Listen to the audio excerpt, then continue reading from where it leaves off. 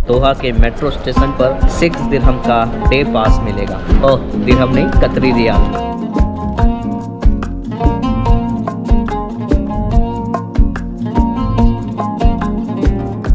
जितना जल्दी मैं चलने की कोशिश करता हूँ उतना ही ज़्यादा देर हो जाता है। 650 मिलियन डॉलर खर्च हुए इस गांव को रिनोवेट करने में। छोटे छोटे पक्षियों के लिए एक घोंसला टाइप का बना हुआ है, अलग से छेद है।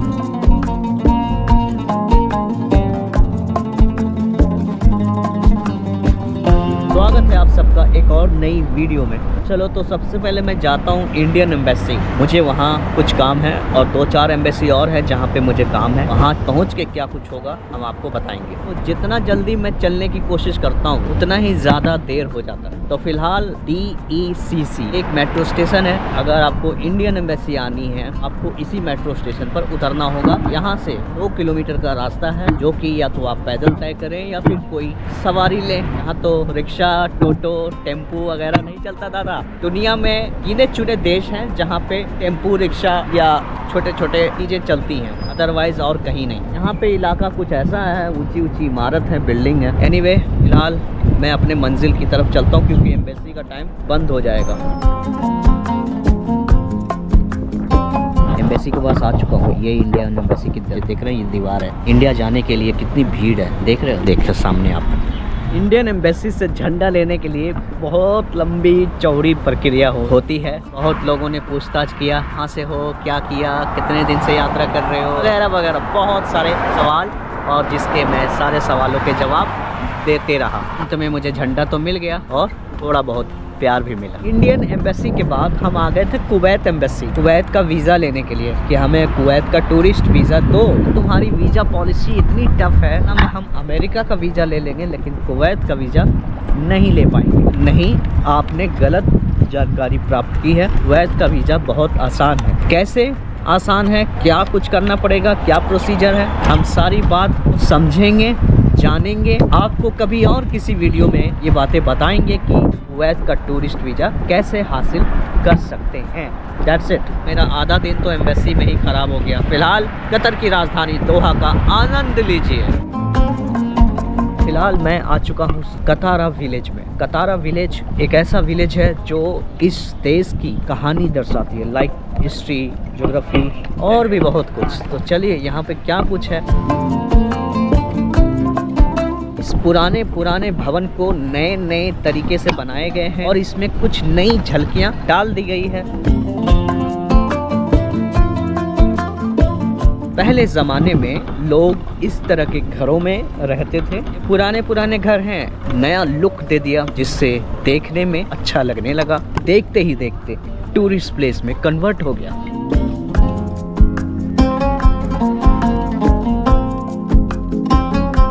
ये जो गांव है ना, ये कल्चरल और कमर्शियल गांव था। 650 मिलियन डॉलर खर्च हुए इस गांव को रिनोवेट करने में। जैसा यहाँ पे घर है अभी इस वक्त, सिमिलरली वैसा ही घर था। दोहा ट्रिबेका फिल्म फेस्टिवल हुआ था अक्टूबर 2010 में। उस वक्त इस गांव को आम आवाम के लिए खोल दी गई। इस परिसर में जो महज एक गांव था, उसमें सिनेमा घर, थिएटर, ओपेरा हाउस, पूरा गांव ही 500 मीटर में है। 500 मीटर में ये सारा कुछ फैसिलिटी था। इस गांव में अपना एक इंडियन कुजीन यानी इंडियन रेस्टोरेंट भी अवेलेबल है। भारतीय व्यंजन का आनंद लेना चाहते हैं, ले सकते हैं। और इतना ही नहीं, यहाँ पे एक कतारा बीच है, सामने ही है बीच का नज़ारा। तो ये हमारे ऊपर जो आप देख रहे हो ना, ये है opera house. Different exhibition festival भी होस्ट किए जाते हैं यहाँ पे। बहुत लाजवाब विलेज है ये। 501 किलोमीटर के इर्द गिर्द इतना कुछ होना एक बहुत बड़ी अचीवमेंट है। तो अभी हम चलते हैं ओपेरा हाउस के ऊपर। ये देखकर मुआयना करेंगे। जहाँ तक आप देख रहे हैं कि यहाँ पे रैंप तो है बनी हुई। जी हाँ, यही वो थिएटर है। पहले ज़माने में आनंद लेते थे अलग अलग एक्टिविटी के थ्रू। यहाँ पे आपको ज़्यादातर लोकल लड़कियाँ दिखाई देंगी। ओपन थिएटर इसको आई थिंक बोल सकते हैं। ये थिएटर के बाहर का दरवाज़ा है।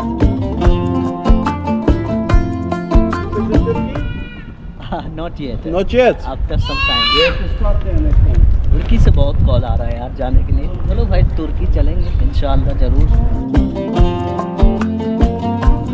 आप 24 घंटा ATM का भी इस्तेमाल कर सकते हैं गांव में। और भैया इसको देखकर कंफ्यूज मत होना कि ये सोने का घर किसने बना दिया, इस पर एक परत चढ़ाई गई है। सबके लिए सब कुछ है। बाकी आप यहाँ पे समुद्र का आनंद ले सकते हैं। इसका नाम है कतारा बीच। अलग अलग फेस्टिवल में अलग अलग एक्टिविटी होती रहती है। आनंद लेना चाहते हैं नेशनल डे का, तो आप सबसे पहले सितंबर, अक्टूबर, नवंबर, दिसंबर, ये इन्हीं 4 महीने में सारे इन कंट्रीज के नेशनल डे आते रहते हैं। अगर आपको ज्यादा क्राउड चाहिए, ज्यादा लोकल लोगों को देखना पसंद है या ज्यादा मौज मस्ती करना पसंद है, तो आप इन 4 महीनों में कभी भी इन देशों में पधार सकते हैं। इन गलियों को देख के मुझे एक गाना याद आ गया, ये गलियां ये चौबारा, यहाँ आना ना दोबारा। कतर एक जमाने में मॉडर्न देश था, तभी तो यहाँ पे कतर की म्यूजिक एकेडमी हुआ करती थी, फिल्म फेस्टिवल हुआ करता था, दोहा फिल्म इंस्टीट्यूट भी थी एक जमाने में। मैंने बताया था कि जीसीसी में सबसे ज्यादा मॉडर्न कंट्री कतर ही है। अगर बाकी अरब ममालिक की बात करें तो वो सब रूढ़िवादी है।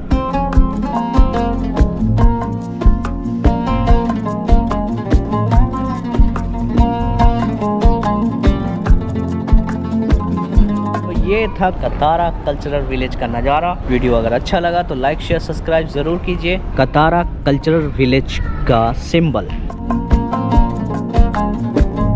बाकी यार यहाँ पे सारे रिच लोग हैं, हमें यहाँ पे थोड़ा सा ऑकवर्ड लग रहा है। पिछली वीडियो में आपको कुछ बताया था कि जो छोटे छोटे जानवर हैं जैसे बाज को यहाँ पर कितना इज्जत दी जाती है कि छोटे छोटे पंछियों के लिए एक घोंसला टाइप का बना हुआ है, अलग से छेद है।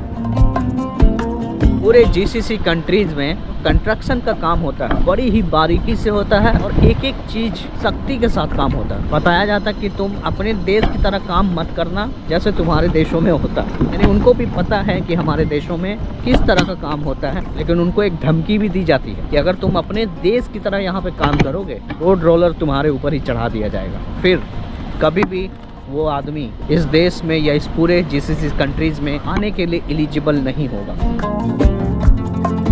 तो आसपास के कुछ नज़ारे ऐसे हैं। This is a cycle track.